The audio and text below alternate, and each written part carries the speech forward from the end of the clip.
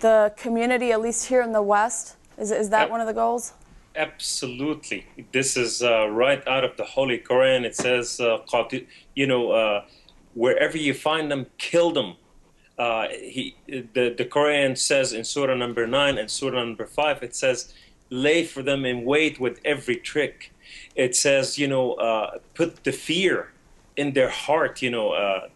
These all are tactics. This is truly the law of the jungle, and this is where the beast put the fear in the oxens or the gazelles or whatever it is, and when they're on the run, they are much easier to hunt, and they subdue them this way. The weak will fall, and it's devoured. So this is a tactic and theology that we dwelt on for years before even the Western civilization come. And I will ask Brother Sami again, because he commented on one thing that I brought up, because of what Muhammad, the Prophet of Islam, says. He didn't comment on this. What's happening in Egypt and Africa, that continent, he didn't comment on this. So basically is we have to look as things as they are. Many of the terrorists today, like in Gaza strips, you'll find out that they used women who fell into, sin. She slept with somebody, and they gave her the option either to go and die as a martyr, and this way she cleansed herself, or she can, die by stoning, in Gaza strips. And then when you look at an Iraqi war, for example, you find even in the Sunni culture, they have recruited little boys and girls that they are not fully, completely, with their right mind, and they send them with explosives, some of them with wheelchairs, and they send them over there to take the packages to different places, and they bomb them over there. These has nothing to do with Western civilization, or this is Western culture, or this is oppression or depression. This is strictly and ultimately, this is what we learned from the early time. Look at the Ottoman Empire, for example.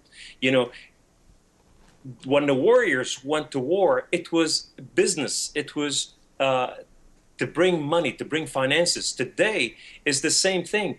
Many of the martyrs that they are going there, they are fully paid. Their families are getting paid. In Iraq, in Syria, in Lebanon, they were getting packages. In Gaza strips, they were getting packages from Iraq, from Libya, from different places, and sums between $30,000 and $60,000.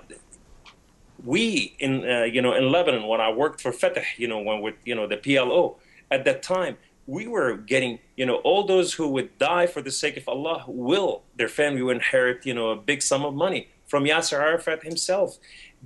And they thrives on the weak, the people who have don't have enough, and they played the melody for them, more misery, and now they're recruited. Many of these kids don't know how to read or write, so basically they will follow what the imam or the sheikh or whoever tell them what to do. So therefore, many of them, they don't even bomb themselves, and they come back. So now what they're doing is, instead of doing this, they're remote controlling them.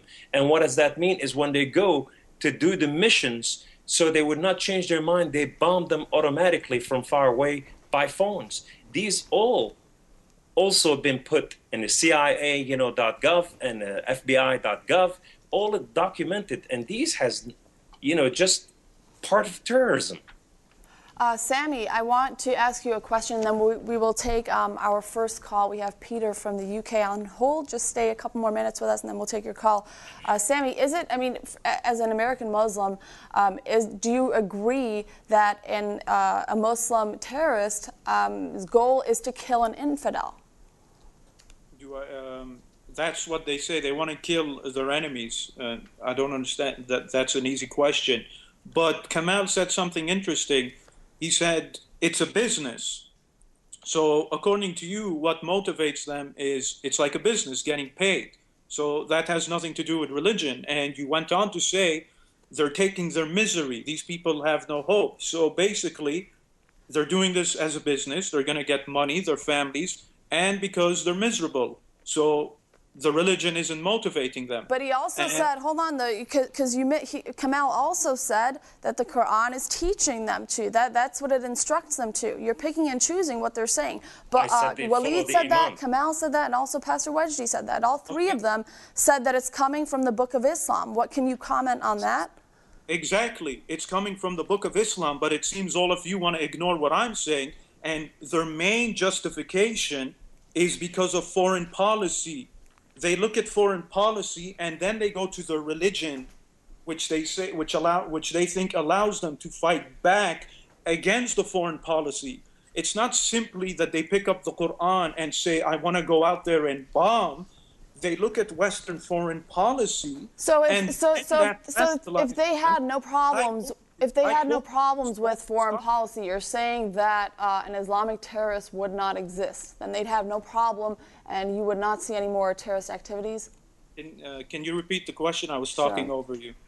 I asked if they were happy with foreign policy, if they had no problem with that, let's say, in the perfect world, quote unquote, would you not see Islamic terrorism? I don't think so. You wouldn't see it as like you do now. Why? Because that's what they themselves do. In fact, here's a challenge. What do you mean you wouldn't see it like they would now? You shouldn't see it at all. It shouldn't exist if what you're saying is true. If their only problem is foreign policy, then it shouldn't exist at all. Not even 1% of what we see today. True? Or am I wrong? Shouldn't exist. Yes, I am saying that. Most of it shouldn't exist. And here's a challenge for you. Why don't any of you quote any terrorists? I quoted you the main plotter of 9/11, which is one of the main issues of terrorism, and he said he did it because of foreign policy. I can quote you so many terrorists who use the Quranic verses, but in context they say they're doing this because of Western foreign policy. You guys have no sources. You haven't given me anything. I've given you intelligence sources. I've given you the man who plotted 9/11. What have you given me? You're just giving me your own personal opinions when I'm giving you actual experts who are saying this. Walid, you want to talk about Africa. You want to talk about everything that's going on in Africa. How about we talk about all the geopolitical situations that are going around the world? How about we talk about Rwanda and Congo, which is the worst massacre since World War II committed by Christians? I mean, you want me to talk about every single event that's going on around the world? Not every single event that's going on around the world is considered terrorism. Those are considered geopolitical situations which are bad. When we talk about terrorism, we're talking about people who are trying to strap bombs to themselves and go to America and Europe.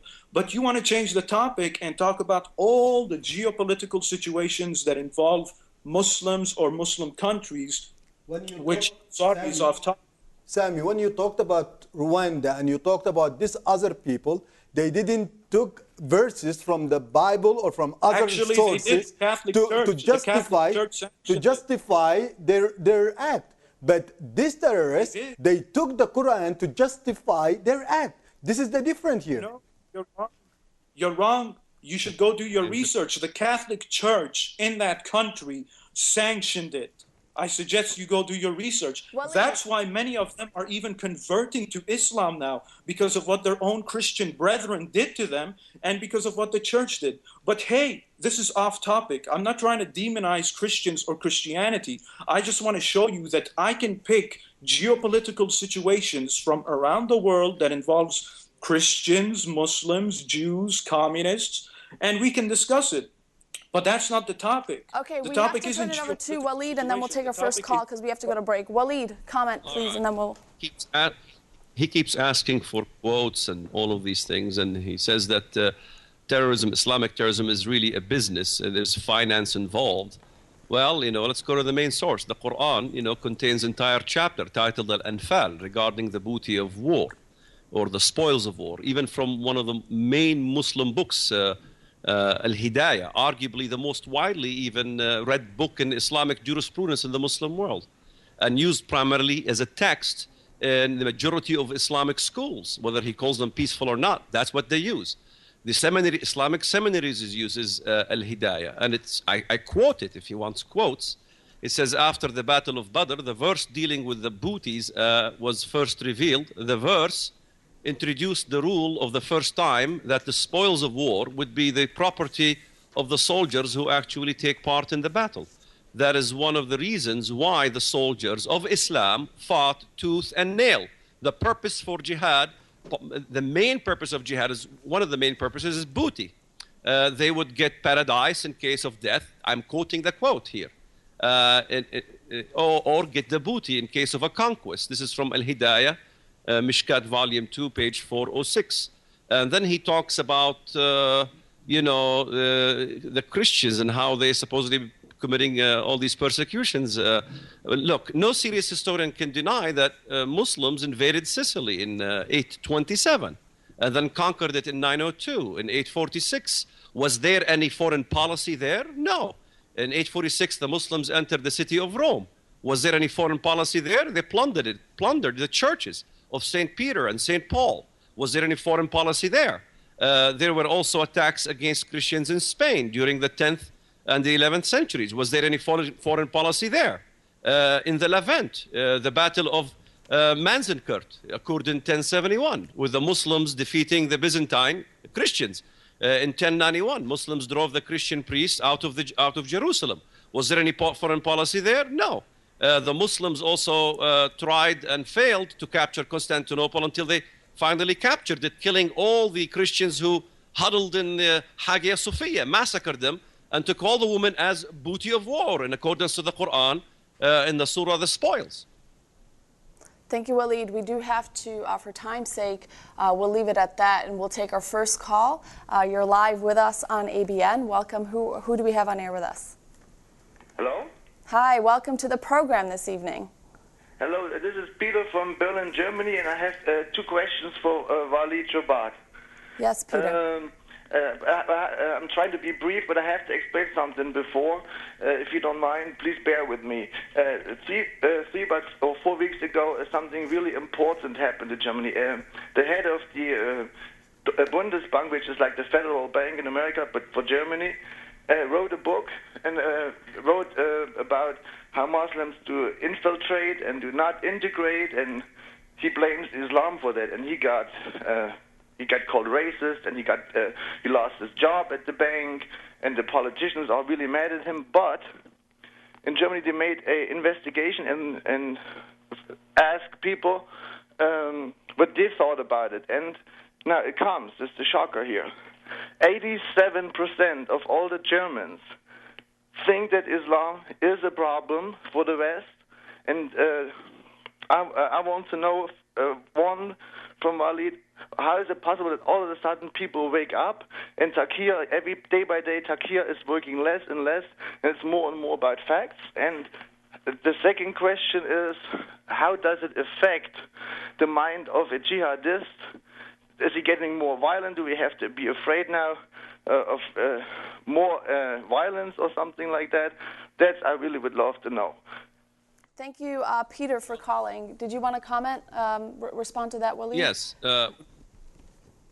Yes. We see when he asks about is it going to increase terrorism or are we going to fear jihad and all these things, what we need to do is understand there is a division within the jihadist element. There is the explosive act, and there is the political act.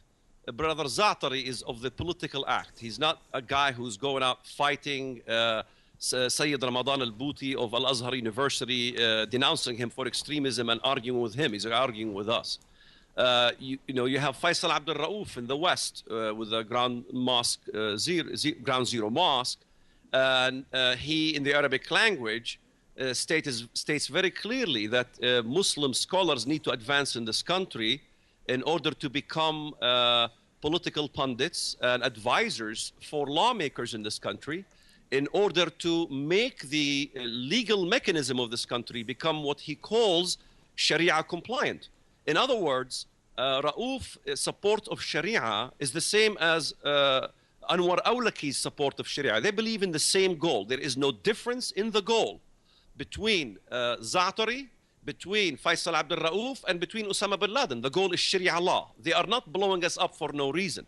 In fact, Faisal Abdul Rauf makes it very clear that he supports the Islamic state to be established in America itself. He talks about his method of accomplishment. He says, and I quote him verbatim, People need to use peaceful means to advise the governors and government institutions, and use peaceful means that are available to send their message out to the masses. We also suggest that the governors and political institutions to consult Muslim religious institutions and Muslim